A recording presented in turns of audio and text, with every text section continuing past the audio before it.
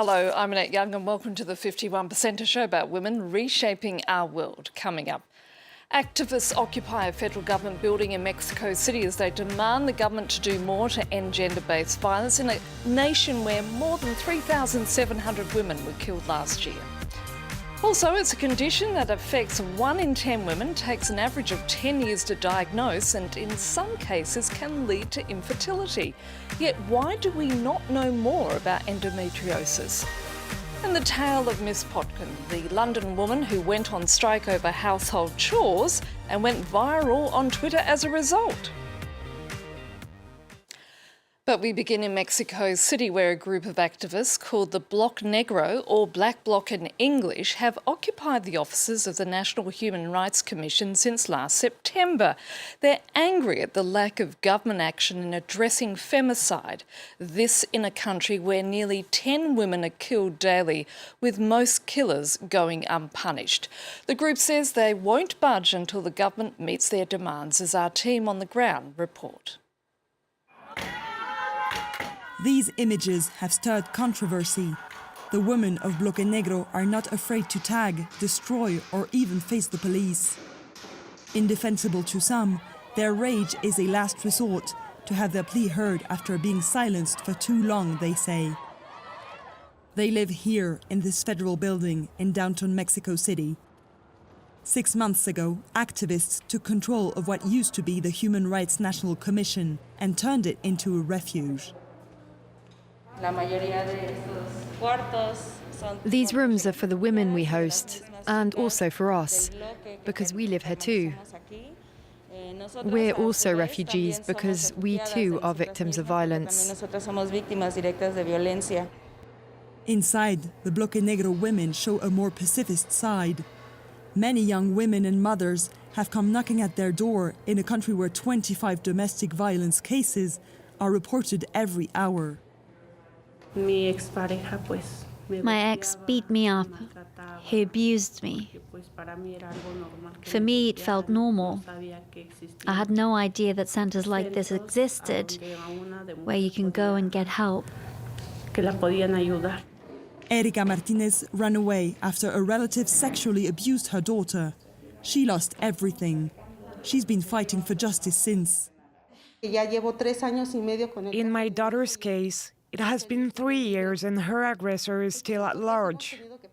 This while we had to face hunger and to live in the street. As more than half of femicides remain unpunished in Mexico, the Bloque Negro women have chosen to lead a radical separatist battle. Men are excluded from entering the building or taking part in their actions. They know they're not allowed to enter. It's made clear from the start. Never? No, not until the last woman receives justice. An extremism that has other feminist associations concerned. They fear the Bloque Negro will end up hurting the very cause it's supposed to help. Men come to protests too, men who have lost a daughter. How could I tell them not to come because of their gender? Their pain is the same as ours. Our enemy is the government's indifference. It's impunity. As authorities keep on ignoring them, the activists' rage is growing. In a country where gender violence is silenced, the Bloque Negro have made a point of making it more visible than ever. And here's an awkward moment many women may indeed recognise. Ursula von der Leyen, the European Commission's first female president, visibly taken aback after being left without a chair. This during a meeting of the EU's 2 presidents and Turkey's leader Recep Tayyip Erdogan. The German head of the Commission noticeably irritated at the start of the talks in Ankara with both her and her 2 male counterparts, President Erdogan and Charles Michel, the President of the European Council. The meeting did go on to discuss women's rights in view of Turkey's withdrawal from the Global Convention on Gender-Based Violence. Now, it affects 1 in 10 women and can take an average of 10 years to diagnose and in some cases possibly lead to infertility. Endometriosis is a condition where tissue similar to the lining of the uterus starts to grow in other places, such as ovaries and the fallopian tubes. With so little known about it, there's a growing push to fund further research, as our France 24 team reports. J'ai eu mes règles à 11 ans avec des douleurs de ventre terribles. À 16 ans, ma mère m'emmène voir un gynéco. Mademoiselle, c'est normal d'avoir mal au ventre pendant vos règles. On va vous donner des antalgiques. It's one of the organisation's latest videos, co-headed by French actor Julie Gaillet. Le chirurgien m'explique, vous avez une endométriose. Une quoi? Une endométriose. She's speaking for all the women affected by endometriosis, a condition that can cause tissue to grow outside of the uterus, causing pain, especially during menstrual periods. People thought I was hysterical. I couldn't talk about my period pain. I didn't even know what I actually had, so I had to face the problem and the pain alone. 1 out of 10 women are affected by endometriosis. The organisation's targeting the younger generation. Cécile has interviewed 9 women on her podcast. But today... Let's get started. Thank you, Cécile, for handing me the microphone. I hope I'll be up to the task. It's her husband, Benjamin, who's hosting the show, and it's Cécile's turn to be interviewed. Sometimes I see that patients know more about it than doctors. I'm not ashamed to say it. It's true. Up until 3 years ago, only 1 day was devoted to endometriosis in a doctor's entire training. While the medical sector is now trying to catch up, there's still a long way to go. France's health and medical research body has teamed up with the organisation in an attempt to get things moving. How's it going? Not too tired after yesterday? A bit. They're trying to identify the genes that carry the condition within a family. I contacted a number of families where several members were affected by endometriosis. I got in touch with the members, those affected and those who aren't, to take part in the research project. The family members each received a kit for a saliva test.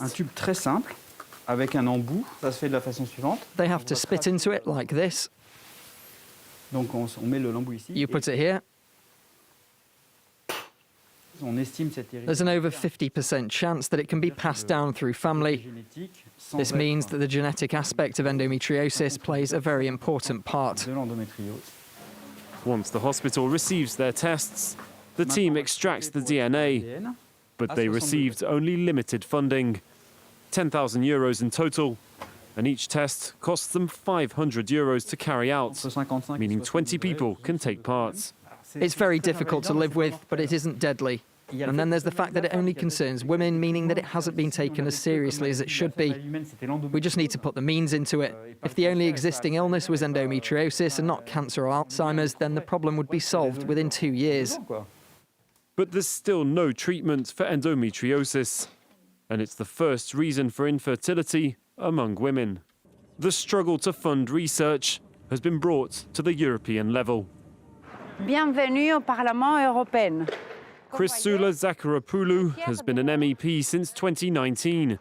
She's a gynecologist and specialises in endometriosis.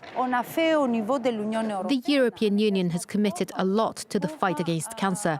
So why not, maybe in a few years' time, have a plan to tackle endometriosis? A sizable challenge, but she feels that now could be the right time. Women represent 40% of MEPs. But while France may be on the right path, not all member states have taken steps towards tackling the condition. She regularly meets with ministers in charge of women's rights from across the bloc. Hello, how are you? And is aiming to bring together a work group and a European network of doctors and patients' organisations. Back in Greece, my father always told me that there is a time to sit and criticize, and there's a time to take action to bring change. I prefer the second, but that isn't always easy. Christoula Zacharopoulou inspired by others who fought for the cause, as she hopes to bring change for women across Europe. Now, the pandemic has exacerbated existing inequalities for women and girls across every sphere, with recent studies showing childcare and household duties have also particularly increased. Sanam Shantier reports on one woman who went viral after deciding to go on a cleaning strike for 3 days. Meet Miss Potkin. This is what happens when an overworked mother decides to stop doing the dishes on top of her day job. It's the swamp sink, the one where, I am the only one in the house who has to drain it. Lily Potkin set out to document a standoff with her husband and children going on a 3-day strike, and it all played out on social media. From the kitchen to the laundry to taking care of emptied household products, it became clear in the early stages of the pandemic that if the 35-year-old didn't do the chores, no one else would. So the dishwasher has been loaded, but not switched on. And so the house was plunged into chaos. One video showed her partner discovering the joy of scrapping rock-hard old cereal off a bowl, another taking the bins out, and even emptying the dishwasher. Did you hear that? That's the sound of the Hoover happening downstairs. Lily's personal travails resonated with thousands on and offline. It's normal. I often get tempted to see how long it would take, but if it's driving me crazy, I might as well just do it. If Alex stopped, I think, it would be bad. I'm worse with the floor. My husband's good, he helps out, so no, I don't think I need to yet. But I don't blame her because she's got 3 kids, and if she doesn't have any help, I don't blame her. Today, after a battle won, Lily's house has returned to its immaculate state. But her brief experiment will continue to highlight a persisting inequality, and not just in the UK. According to research, French women still perform the bulk of domestic and parental tasks. A message for some, I think. And that's it for now. You can also connect with us via our Facebook page, that of course being France24.51%, or do send us a tweet at _51%. So until our next show, bye for now.